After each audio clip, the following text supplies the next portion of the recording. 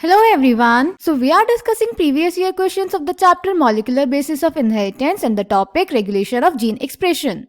In today's session, we are going to discuss a question which was asked in the CBSE board in different years in different forms. So the first type is short answer type question for 2 marks which was asked in the CBSE board All India Examination 2014.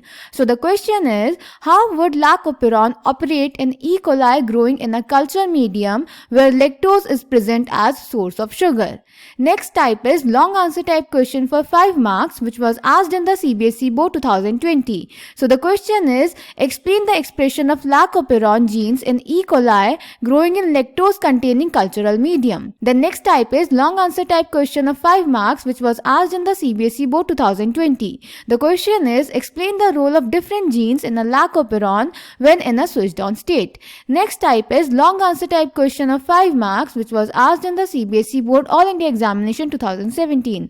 The question is, write the different components of a lacoperon in E. coli, explain its expression while in an open state. Next type is long answer type question of 5 marks which was asked in the CBSE board Delhi Examination 2016, and the question is, explain the role of lactose as an inducer in a lacoperon. Next type is long answer type question of 5 marks which was asked in the CBSE board All India Examination 2014, and the question is, describe how the lacoperon operates both in the presence and absence of an inducer in E. coli. And the last type is long answer type question for 5 marks which was asked in the CBSE board All India Examination 2015, and the question is, sketch a schematic diagram of lacoperon in switched on position. How is the operon switched off? Explain. तो बेटा इन सब questions में हमें basically lacoperon और उसकी working explain करनी है. जो lacoperon स्विच्ड ऑन और ओपन स्टेट अलग अलग क्वेश्चंस में लिखा है उसका मतलब होता है कि जब ई कोलाई को हम लैक्टोज कंटेनिंग मीडियम में ग्रो करेंगे. सो बेसिकली इन सब क्वेश्चंस में हमें lacoperon एक्सप्लेन करना है. So let's check the answer. तो बेटा लाकोपेरॉन प्रोकैरियोट्स में प्रेजेंट होता है, for example in E coli. Lac operon बेटा जीन्स का वो सिस्टम है जो तब काम करता है जब हम ई कोलाई को ऐसे कल्चर मीडियम में ग्रो करेंगे जिसमें लैक्टोज प्रेजेंट हो. लैक्टोज ई कोलाई के लिए शुगर का सोर्स है. लैक्टोज एक डाइसेक्राइड होता है. जब लाकोपेरॉन काम करता है तो वो अलग अलग एंजाइम्स प्रोड्यूस करता है, जिसमें से एक एंजाइम होती है बीटा गैलेक्टोसाइडेज एंजाइम जो कि डाइसेक्राइड यानी लैक्टोज को ब्रेक कर देती है उसकी मोनोसेक्राइड यूनिट्स में, यानी कि ग्लूकोज और गैलेक्टोज में. क्लियर बेटा. उसके बाद लाकोपेरॉन काम कैसे करता है? तो बेटा जो जनरली स्विच्ड ऑफ कंडीशन होती है, यानी कि वो कंडीशन जब ई कोलाई लैक्टोज मीडियम में ग्रो नहीं कर रहा है, तब क्या होता है, जो लाकोपेरॉन होता है बेटा उसके पास होता है आई जीन जो कि होता है रेगुलेटरी जीन. उसके बाद आता है प्रमोटर रीजन और उसके बाद आते हैं structural genes Z, Y and A. Z बनाता है बीटा गैलेक्टोसाइडेज एंजाइम जो कि लैक्टोज को ब्रेक करती है उसकी मोनोमेरिक यूनिट्स में, that is glucose and galactose. Y बनाती है परमिएज एंजाइम जो कि सेल की परमिएबिलिटी बढ़ाती है लैक्टोज के लिए, और A जीन बनाता है ट्रांस एसिटाइलेज एंजाइम. क्लियर बेटा. तो जब नॉर्मल कंडीशन होगी, जब लैक्टोज एब्सेंट होगा, तो ये जो रेगुलेटरी जीन होगा बेटा इसका ट्रांसक्रिप्शन होगा. ट्रांसक्रिप्शन के बाद ट्रांसलेशन होगा और ट्रांसलेशन के बाद बेटा ये बनाएगा रिप्रेसर प्रोटीन. और ये रिप्रेसर प्रोटीन क्या करेगा, ये रिप्रेसर प्रोटीन जाके जुड़ जाएगा हमारे प्रमोटर रीजन से, जिससे हमारी आरएनए पॉलीमरेज जुड़नी थी. और आरएनए पॉलीमरेज का क्या काम होता है, स्ट्रक्चरल जीन्स का ट्रांसक्रिप्शन करना.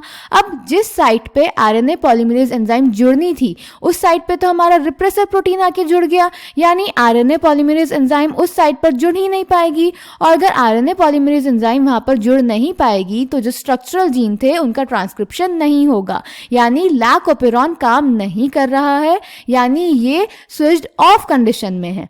क्लियर बेटा. अब अगर ई कोलाई को हम लैक्टोज कंटेनिंग मीडियम में ग्रो कराएंगे तो ई कोलाई के पास लैक्टोज होगा, तब क्या होगा, तब फिर से जो हमारा रेगुलेटरी जीन होगा वो बनाएगा रिप्रेसर प्रोटीन. पर इस बार ये जो रिप्रेसर प्रोटीन होगा इससे आके हमारा इंड्यूसर मॉलिक्यूल होता है बेटा लैक्टोज आके रिप्रेसर प्रोटीन से जुड़ जाएगा. तो रिप्रेसर प्रोटीन इनएक्टिव हो गया, यानी कि अब ये प्रोमोटर रीजन से जुड़ नहीं पाएगा, यानी RNA polymerase enzyme easily promoter region से जुड़ जाएगी। और अगर RNA polymerase enzyme promoter region से जुड़ जाएगी तो स्ट्रक्चरल जीन्स का ट्रांसक्रिप्शन हो जाएगा। ट्रांसक्रिप्शन के बाद ट्रांसलेशन होगा। ट्रांसलेशन के बाद जो जेड जीन है उससे बन गई beta galactosidase enzyme, Y gene से बन गई परमिएज एंजाइम और ए जीन से बन गई ट्रांस एसिटाइलेज एंजाइम। अब ये जो बीटा गैलेक्टोसाइडेज एंजाइम होगी बेटा, ये लैक्टोज का ब्रेकडाउन करना स्टार्ट कर देगी और धीरे धीरे लैक्टोज ब्रेकडाउन होता रहेगा। और जब लैक्टोज पूरी तरह से टूट जाएगा तो ये रिप्रेसिव प्रोटीन फिर से जाके प्रोमोटर रीजन से जुड़ जाएगा। आरएनए पॉलीमरेज एंजाइम वहां से हट जाएगी, इन जीन्स का ट्रांसक्रिप्शन रुक जाएगा और लैकोपेरॉन वापस से स्विच्ड ऑफ कंडीशन में आ जाएगा। क्लियर? जब लैकोपेरॉन में स्ट्रक्चरल जीन्स का ट्रांसक्रिप्शन हो रहा था उस स्टेट को हम बोलते हैं स्विच्ड ऑन स्टेट या फिर ओपन स्टेट। क्लियर बेटा? तो ये होता है लैकोपेरॉन और उसकी फंक्शनिंग। लैकोपेरॉन बेटा थोड़ा बहुत हमेशा काम करता रहता है ताकि ये जो परमिएज एंजाइम है ये बनती रहे, यही हेल्प करेगी लैक्टोज को सेल के अंदर आने में।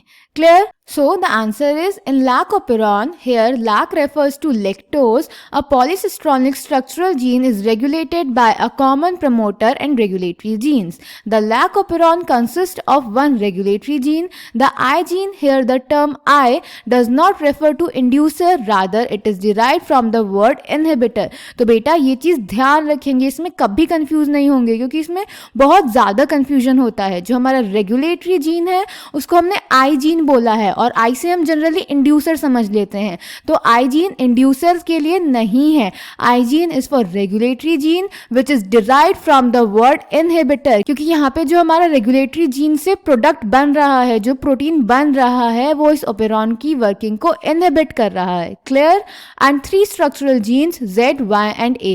The I gene codes for the repressor of the lactoperon. The Z gene codes for beta galactosidase, beta gal भी बोलते हैं जिसको हम शॉर्ट में, which is primarily responsible for the hydrolysis of the disaccharide lactose into its monomeric units galactose and glucose. The Y gene codes for permease, which increases permeability of the cell to beta galactosidase. The A gene encodes a trans-acetylase.